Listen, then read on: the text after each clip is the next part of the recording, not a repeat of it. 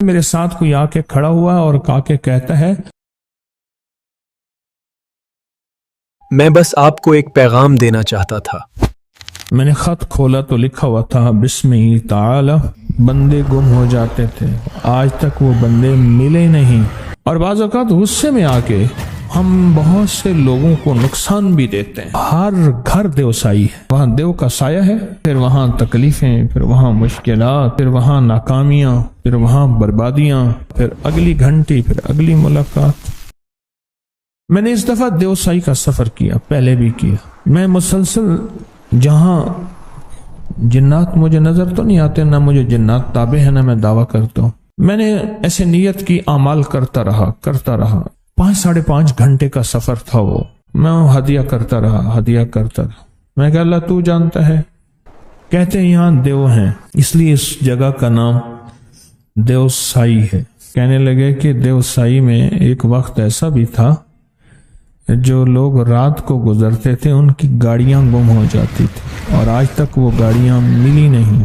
بندے گم ہو جاتے تھے، آج تک وہ بندے ملے نہیں۔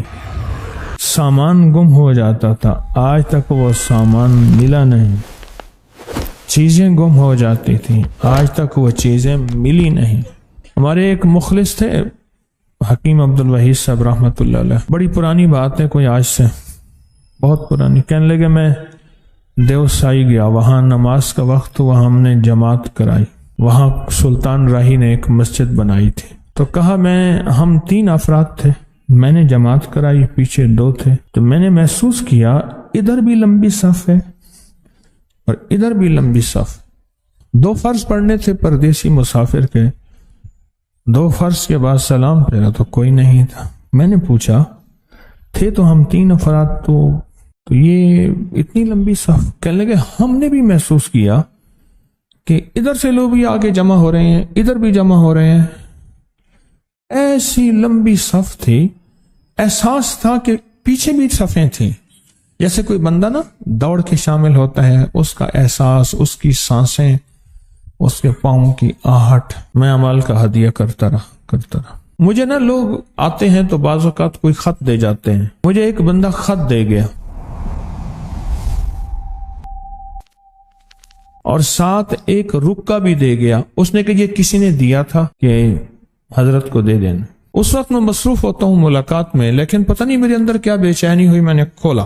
اس سفر کے پچھلے سال کے سفر کے کچھ ہفتوں کے بعد یہ خط ملا مجھے۔ میں نے خط کھولا تو لکھا ہوا تھا بسم تعالی، پینسل سے لکھا ہوا تھا۔ یہ کچی پینسل ہوتی ہے نا، کچی پینسل ہوتی ہے جو دیوسائی کے جتنے بھی باسی ہیں ان سب کی طرف سے آپ نے ہمیں یہ وظیفہ پڑھ کے ہدیہ دیا تھا۔ اچھا، وہ وظیفہ میں نے کسی کو بتایا ہی نہیں تھا، تصویر پڑھ رہا تھا، بس سفر بھی چل رہا تھا، ساتھ تصویر بھی چل رہی تھی، کوئی باتیں بھی ہو جاتی تھیں، کوئی گفتگو بھی ہو جاتی تھی، گاڑیوں میں بیٹھے ساتھ تصویر بھی چل رہی تھی۔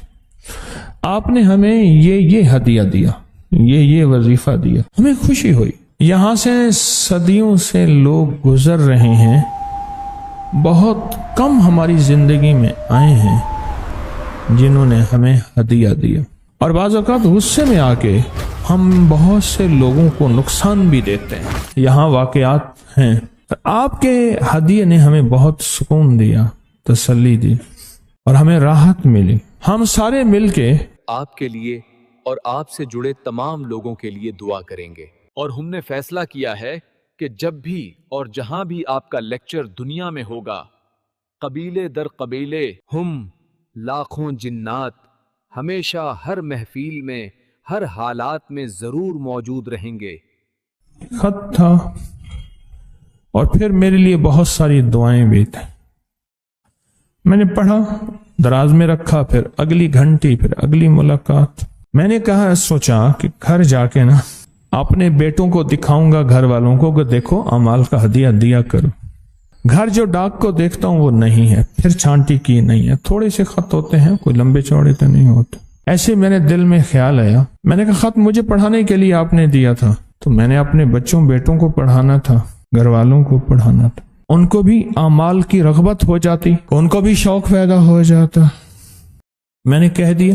میں گھر میں نفل پڑھ رہا تھا، میں نے ایسے محسوس کیا میرے ساتھ کوئی آ کے کھڑا ہوا اور آ کے کہتا ہے ہم نے آپ تک صرف پیغام پہنچایا، اس کے بعد ہم نے خط واپس لے لیا، ہم آپ کا انتظار کر رہے ہوں گے۔ جس گھر میں ذکر نہیں ہوتا، جس گھر میں تسبیح نہیں ہوتی، جس گھر میں اعمال نہیں ہوتے، جس گھر میں اللہ کا نام نہیں لیا جاتا، وہ ہر گھر دیوسائی ہے۔ سوچیں میرے آقا کا فرمان سرور کونین صلی اللہ تعالی علیہ وسلم کا کہ جو شخص جو ہے وہ صرف سلام کر لے گھر میں، کچھ نہ کرے۔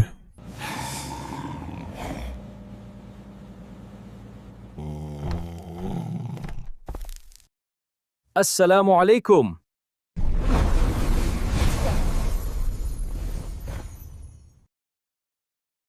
تو گھر میں اگر کوئی جناتی شیطانی چیزیں ہیں بھی تو کہتی ہیں نکلو اس گھر سے، نہ کھانا ہے نہ سونا ہے۔ لہذا وہ گھر دیوسائی نہیں ہوتا جس گھر میں سلام کیا جائے۔ ہم نے تو اپنے گھروں کو دیوسائی بنایا ہوا ہے، اپنی دکانوں کو دیوسائی بنایا ہوا ہے۔ جہاں ذکر نہیں ہوگا، جہاں اعمال نہیں ہوں گے، جہاں عبادات نہیں ہوں گی، جہاں تسبیح نہیں ہوگی، تو وہ دیوسائی ہے، وہاں دیو کا سایہ ہے۔